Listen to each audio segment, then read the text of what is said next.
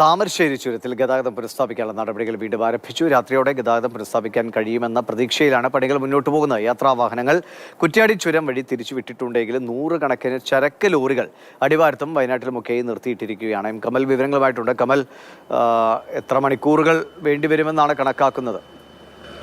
ദിവിഷ്, ഏറ്റവും പുതിയ വിവരം യുദ്ധകാല അടിസ്ഥാനത്തിൽ ഗതാഗതം പുനഃസ്ഥാപിക്കാനുള്ള ശ്രമം തുടങ്ങിയിരിക്കുന്നു. ഒന്നിലധികം മണ്ണുമാന്തി യന്ത്രങ്ങളും വെച്ച് ചെളിയും പാറക്കല്ലുകളും നീക്കുകയാണ്. 1.5 മണിക്കൂർ കൊണ്ട് ഗതാഗതം പുനഃസ്ഥാപിക്കാനുള്ള ശ്രമമാണ് നടക്കുന്നത്.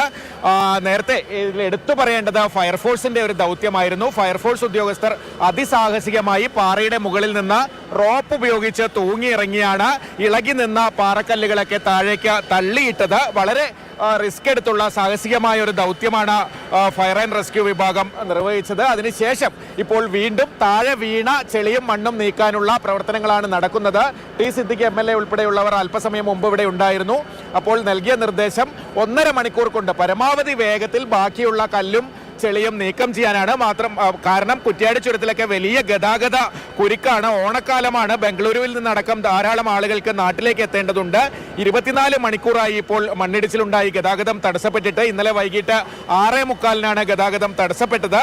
അതുകൊണ്ട് തന്നെ എത്രയും പെട്ടെന്ന് ഗതാഗതം പുനഃസ്ഥാപിച്ച് വാഹനങ്ങൾ കടത്തിവിടുക എന്ന ലക്ഷ്യത്തോടെയുള്ള പ്രവർത്തനങ്ങളാണ് ഇപ്പോൾ നടക്കുന്നത്. ദിവിഷ്, ശരി. താമരശ്ശേരി ചുരത്തിൽ എത്രയും വേഗം ഗതാഗതം പുനഃസ്ഥാപിക്കാനുള്ള ശ്രമങ്ങൾ യുദ്ധകാലാടിസ്ഥാനത്തിൽ തന്നെ നടക്കുന്നു. കൂടുതൽ മണ്ണുമാന്തി യന്ത്രങ്ങൾ ഉപയോഗിച്ച് മണ്ണും കല്ലുമൊക്കെ മാറ്റാനുള്ള ശ്രമങ്ങളാണ് നടത്തുന്നത്. കമൽ, ഇപ്പോൾ ഈ വാഹനങ്ങളൊക്കെ കൂടുതലായിട്ട് എവിടേക്കാണ് നിർത്തിയിട്ടിരിക്കുന്നത്?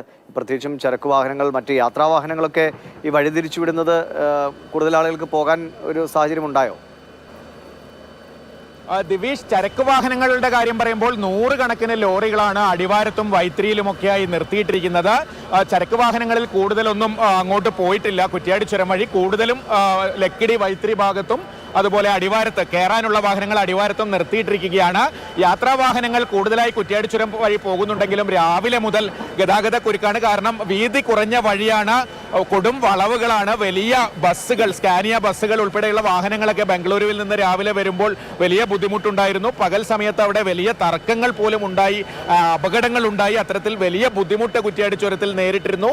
അതുകൊണ്ട് തന്നെയാണ് ഇപ്പോൾ ഈ വൈകുന്നേരം ആണെങ്കിലും എത്രയും പെട്ടെന്ന് ഗതാഗതം പുനഃസ്ഥാപിക്കാനുള്ള ശ്രമങ്ങൾ നടത്തുന്നത്. ഞാൻ പറഞ്ഞതുപോലെ ഫയർഫോഴ്സ് ആദ്യം വലിയ മോട്ടോർ ഉപയോഗിച്ച് വെള്ളമടിച്ച് ഇളകി നിന്ന ചെളിയൊക്കെ അവിടെ നിന്ന് താഴേക്ക് ഒഴുക്കിക്കളഞ്ഞു. അതിനുശേഷം 4 പേർ മുകളിൽ നിന്ന് റോപ്പ് ഉപയോഗിച്ച് ഇറങ്ങിയാണ് ഇളകി നിന്ന പാറക്കല്ലുകൾ താഴേക്ക് തള്ളിയിട്ടത്. അത്തരത്തിൽ അതിസാഹസികമായ ദൗത്യമൊക്കെ ഏറ്റെടുത്തുകൊണ്ടാണ് ഈ പ്രവർത്തനങ്ങളും ഈ ദൗത്യവും പുരോഗമിക്കുന്നത്.